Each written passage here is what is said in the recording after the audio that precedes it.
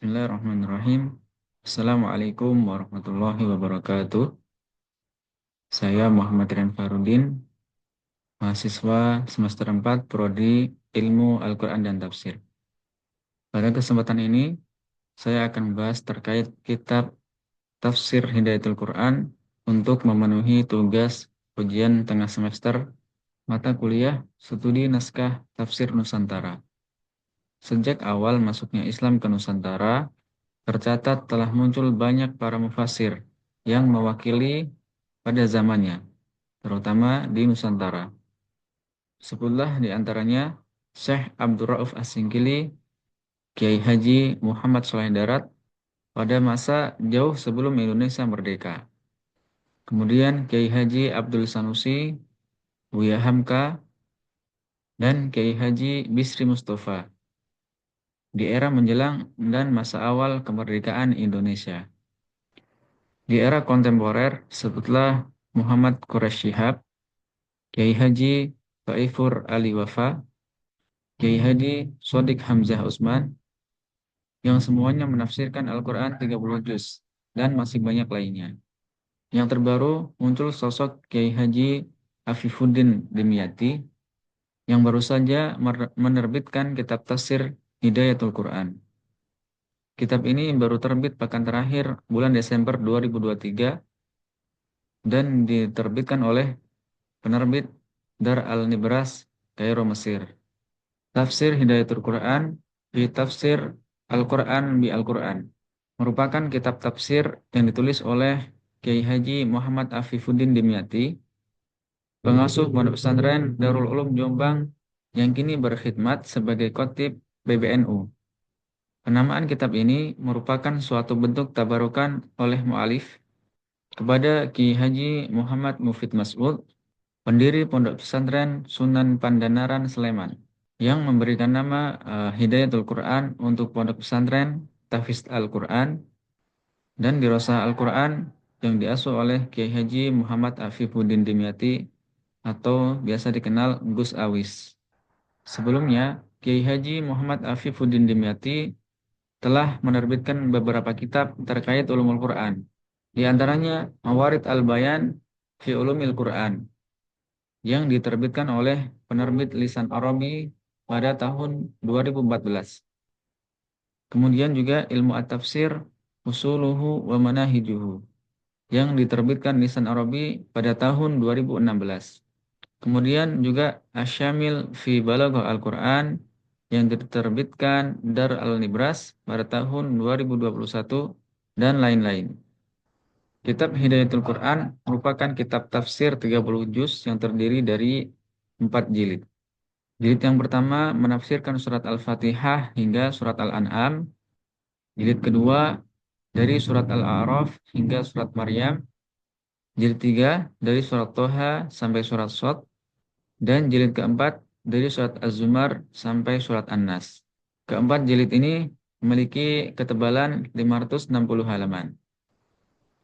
Tafsir Hidayatul Quran merupakan metode ijmali, yaitu menguraikan narasi umum tentang ayat di dalam Al-Quran.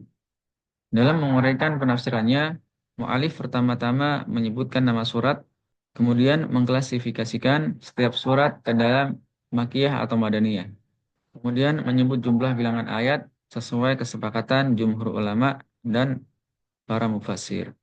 Setelah penjelasan tentang identitas surat selesai diuraikan, mu'alif kemudian menguraikan ayat demi ayat dalam setiap surat dengan memberikan penjelasan secara umum.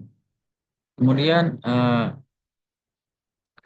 menafsirkan setiap ayat dengan ayat-ayat yang lain yang yang mengandung pembahasan yang sama. Kitab Hidayatul Quran disusun secara tertib mushafi yang mengacu kepada Mushaf Utsmani. Dalam setiap halaman terdapat keterangan bilangan juz, nama surat, dan nomor halaman. Secara umum, tafsir Al-Quran Al-Quran lebih banyak menguraikan suatu ayat dengan ayat-ayat yang lain di dalam Al-Quran. Kalaupun terdapat hadis-hadis yang dikutip di dalam kitab ini, hadis-hadis tersebut pasti berkaitan dengan penjelasan Nabi Muhammad SAW tentang suatu ayat Al-Quran menggunakan ayat yang lain juga. Begitu pula jika mengutip kitab-kitab tafsir yang lebih dahulu terbit, rujukan dari kitab tafsir lain yang dikutip tersebut pasti juga masih berkaitan dengan tafsir Al-Quran bi Al-Quran. Kitab ini diberi kata pengantar oleh Kiai Haji Miftahul Ahyar, yaitu Rais Am, Pengurus Besar Nahdlatul Ulama Indonesia, dan Syekh Profesor Muhammad Salim Abu Asy, Guru Besar Tafsir wa Ulumul Quran dari Universitas Al-Azhar Mesir. Corak penafsiran kitab Hidayatul Quran yaitu ditulis untuk memudahkan orang-orang dalam memahami Al-Quran. Salah satu bentuk kemudahan untuk memahami Al-Quran yang ditawarkan di dalam kitab ini yaitu usaha mu'alif dalam menghubungkan antara satu ayat dengan ayat lain yang berkaitan. Ayat-ayat yang bermakna umum dijelaskan dengan ayat-ayat yang memiliki makna khusus. Ayat-ayat yang penjelasannya ringkas dan sederhana oleh mu'alif dijelaskan dengan ayat-ayat yang memiliki makna yang detail dan berkaitan dengan tema tersebut. Salah satu fungsi menghubungkan satu ayat dengan ayat yang lain adalah untuk memperluas keterangan. Sebagai contoh, penjelasan tentang Lailatul Qadar dalam surat Al-Qadar ayat 1 diperluas penjelasannya dengan surat Ad-Dukhan ayat 3. Adapun fungsi lain dari menghubungkan ayat-ayat yang berkaitan adalah untuk menjelaskan makna khusus atas keterangan yang masih umum.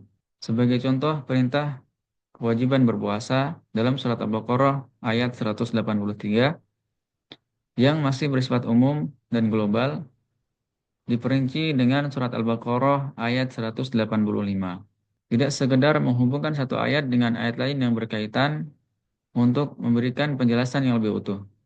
Dalam beberapa penafsiran di kitab ini, ayat-ayat yang berkaitan juga diberi penjelasan secara kronologis. Dalam tafsir Hidayatul Quran, mu'alif berusaha menghubungkan ayat-ayat yang berkaitan.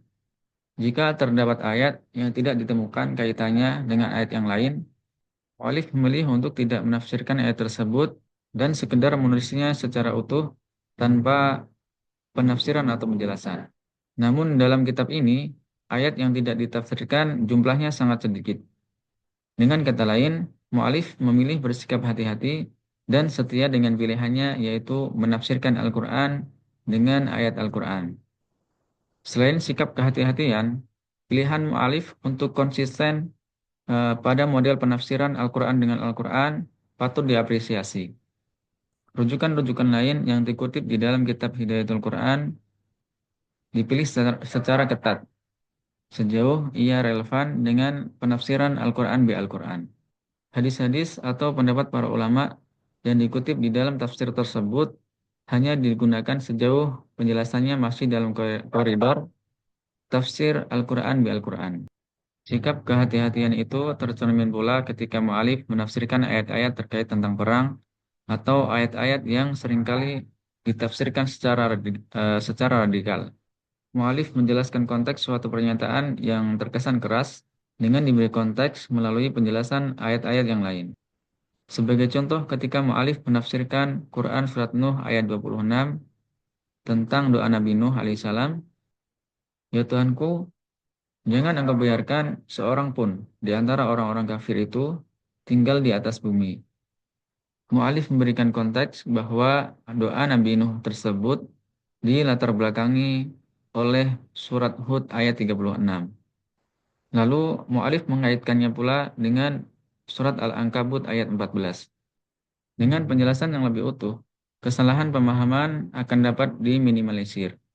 Bagi para pengkaji Al-Quran, tafsir ini akan memberikan kemudahan. Di antaranya adalah kemudahan dalam mengkaji Al-Quran secara tematik.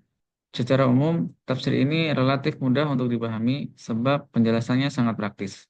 Semoga terbitnya kitab tafsir ini dapat menjadi wasilah bagi kita semua untuk mendapat kemudahan dalam mempelajari dan merenungi makna ayat-ayat Al-Quran. Wallahu a'lam bishawab. Wassalamualaikum warahmatullahi wabarakatuh.